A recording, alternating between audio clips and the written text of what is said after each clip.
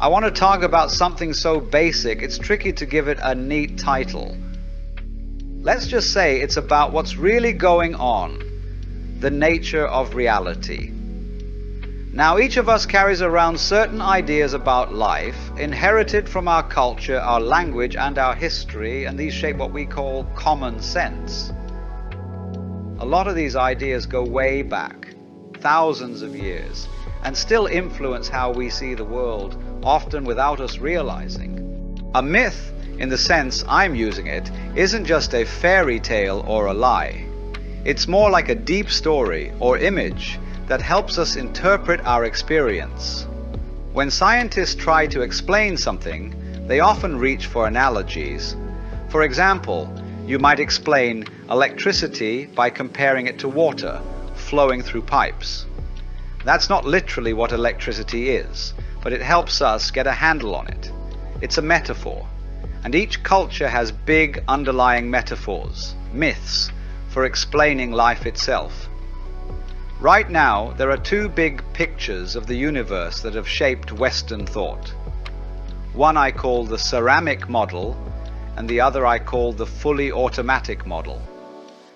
The ceramic model. The ceramic model goes back to the book of Genesis, shared by Judaism, Christianity, and Islam.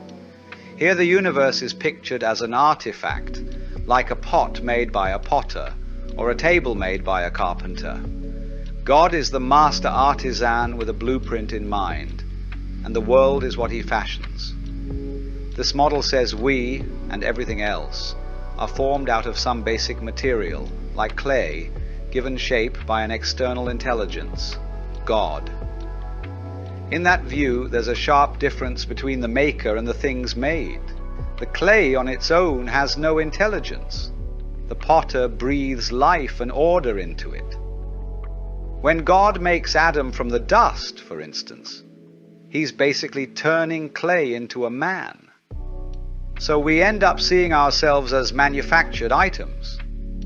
That viewpoint often comes with a monarch like God, the king of the universe on a throne, handing down commands.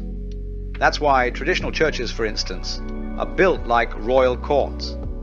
This picture says, God is the boss, you're the subject, mind your manners.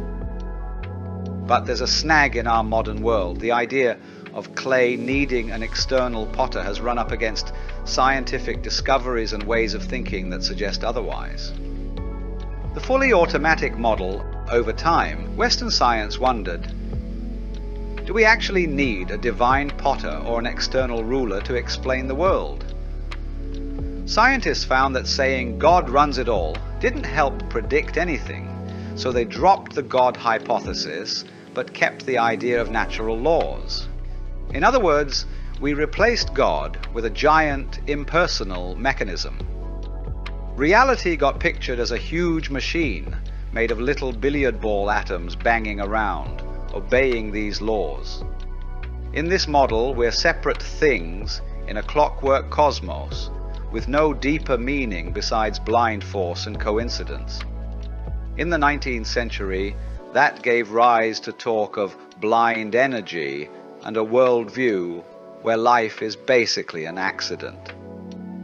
If we, as conscious humans, want to keep going, the story goes, we have to wrestle control from mindless nature, fight it, conquer space, bulldoze mountains, and so on. But this can lead to alienation. We see nature as an enemy and ourselves as outsiders in a pointless machine which is grim.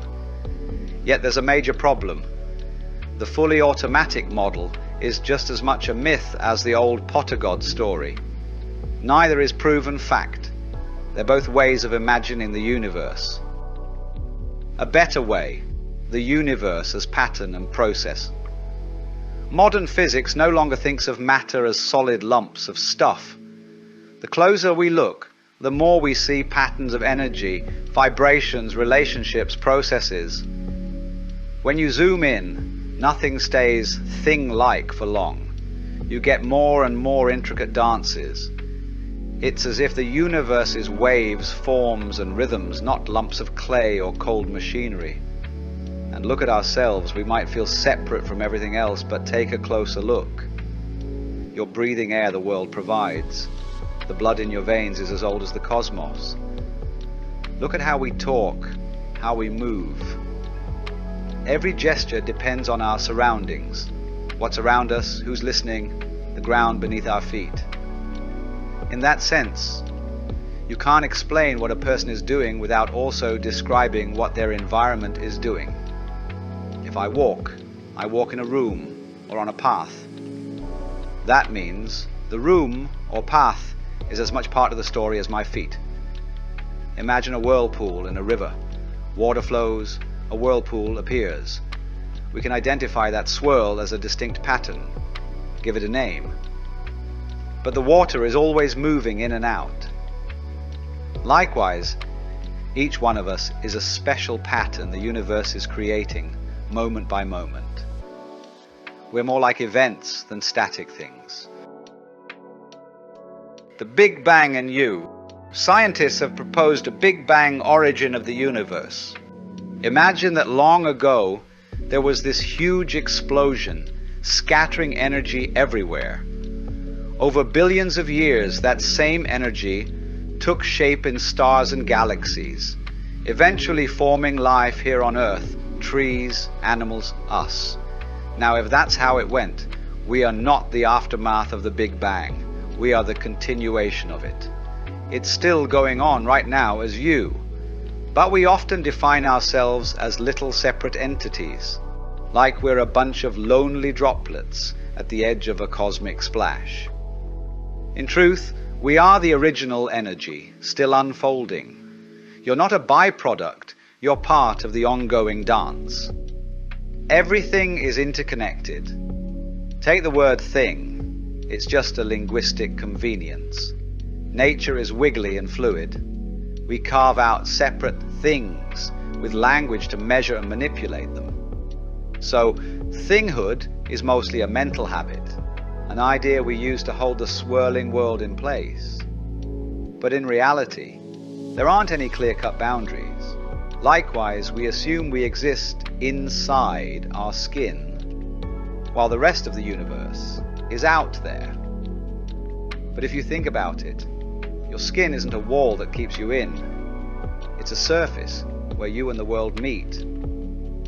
You can't separate you from the total environment. We're woven into a larger network, and that network is woven back into us. Letting go of alienation. Modern Western folks often feel alienated, lonely, or anxious because we're stuck with these old myths, either a dominating god or a meaningless machine. Both can leave us uneasy, but neither story is necessarily true. An alternative is to realize you're an expression of the universe, like a leaf growing on a tree. The leaf is not apart from the tree. Likewise, you are not apart from the world. When we see that, we stop trying to dominate everything or passively bow to a cosmic ruler. Instead, we can marvel at how the universe peoples, just like an apple tree apples. As a symptom of the universe, you can relax into life's flow rather than wrestle it. We become more curious, more open, and less afraid. Life becomes a dance, not a grim battle. That insight might sound radical, but it's quite straightforward. If you see that your existence is utterly bound up with everything else, you feel less threatened. Existence stops being a trap. You recognize that you and the universe move together, an unbroken process, and that the real you is far bigger than you thought. So that's the key shift. No longer a world of lifeless matter shaped by an external deity, nor a cold, accidental machine. Instead, think of reality as an unfolding, playful energy, an ongoing dance that includes what we call you, me, and everything else.